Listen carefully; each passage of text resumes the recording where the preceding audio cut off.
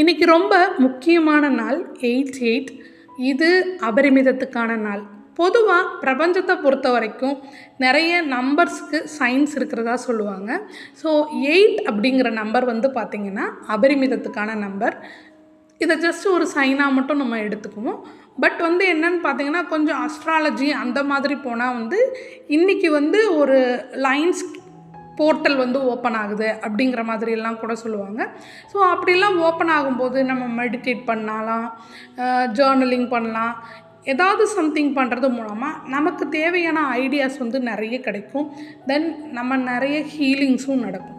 Okay, இதுக்கெல்லாம் முன்னாடி அபரிமிதம்னா என்ன, அபரிமிதம் இருக்கிறத நம்ம எப்படி புரிஞ்சுக்கிறது அப்படின்னு சொல்லி பார்த்திங்கன்னா, இங்கே எல்லாருக்கும் தேவையான எல்லா விஷயமும் நிறைய அளவுலேயே இருக்குது, தேவைக்கு அதிகமானவே இருக்குது.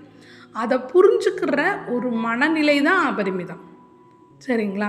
ஸோ நம்ம சமூகத்தாலையும் நிறைய திரைப்படங்கள் பாடல்கள் மூலமாக எல்லாமே பத்தாம தான் இருக்குது, நமக்கு தேவையான அளவு இல்லை, இங்கே ரொம்ப பிரச்சனை இருக்குது அப்படிங்கிற மாதிரியான விஷயங்கள் நமக்குள்ளே புகுத்தப்பட்டிருக்கு. பட் உண்மையிலேயே பார்த்தா அப்படி ஒன்றும் இல்லவே இல்லை. இப்போது ஒரு எக்ஸாம்பிளுக்கு நம்ம வாட்டர் எடுத்துக்கலாம். இப்போது தண்ணி பார்த்திங்கன்னா பத்தாமல் போயிடும் அப்படி இப்படிங்கிற மாதிரி நிறைய சித்தரிச்சுட்டே இருப்பாங்க. ஆனால் உண்மை என்னன்னு பார்த்திங்கன்னா ஒவ்வொரு வருஷமும் நம்ம தேவைக்கு அதிகமான மழை பொழிஞ்சிட்டு தான் இருக்குது. அந்த மேலாண்மையை சரி பண்ணிட்டாலே போதும், எல்லாருக்கும் தேவையான அளவு தண்ணீர் எல்லாருக்குமே கிடைக்கும். அதே மாதிரி நம்ம கண்ணு முன்னாடி ஒரு வாய்ப்பு இருக்குன்னா அதை நமக்கு புரிஞ்சுக்கிறதுக்கும் தெரியணும். எல்லாரும் நமக்கான வாய்ப்புகளை எங்கெங்கேயோ தேடிட்டுருப்போம். நான் இந்த டிகிரி தானே படிச்சிருக்கேன், எனக்கு இப்படி தானே வேலை கிடைக்கும் அப்படிங்கிற மாதிரி ஒரு லிமிட்டட் மைண்ட் செட்டில் இருக்கும்போது நம்மளால் அபரிமிதத்தை உணர முடியாது. ஆனால் நம்ம உண்மையிலேயே எல்லா விதத்துலேயும் நம்மளோட தகுதிகளையும் திறமைகளையும் வளர்த்துக்கிறது மூலமாக நம்மளுக்கு அபரிமிதமான ஒரு வாழ்க்கை இருக்குதுங்கிறத நம்மளால் உணர முடியும். இதுக்கு நான் ஒரு சின்ன கதை சொல்கிறேன். ஒரு விவசாயி இருப்பார், அவருக்கு நிறைய நிலம் இருக்கும், நிறைய ஆடு மாடு இந்த மாதிரி சொத்துக்களும் நிறைய இருக்கும். அப்போ அந்த வழியாக ஒரு முனிவர் என்ன சொல்லுவார்னா, உனக்கு சீக்கிரமாகவே வைரம் கிடைக்க போகுது அப்படின்னு சொல்லிடுவார்.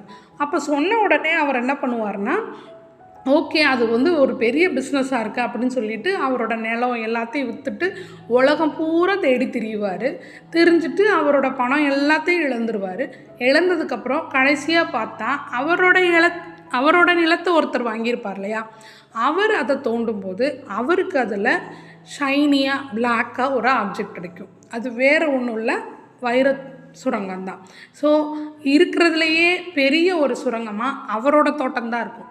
அதே மாதிரி தான் நமக்கான வாய்ப்புகளும் நம்மளை சுற்றியே நிறைய கொட்டி இருக்கும். ஆனால் அதை சரியான கண்ணோட்டத்தில் நமக்கு பார்க்க தெரியாததுனால தான் இதுதான் நம்மளோடது அப்படிங்கிறத நம்ம புரிஞ்சுக்க முடியாது.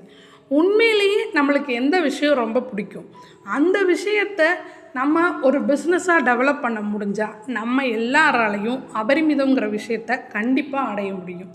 அபரிமிதத்தை நம்ம ஃபிசிக்கல் வேர்ல்டில் உணர்றத முன்னாடி நம்மளால் மென்டல் வேர்ல்டில் ஈஸியாக அச்சீவ் பண்ண முடியும்.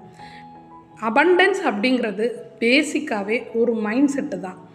எப்போ நம்மளால் அந்த மைண்ட் செட்டை உருவாக்க முடியுதோ நம்மளால் நிஜ வாழ்க்கையிலையும் அதை உருவாக்க முடியும்.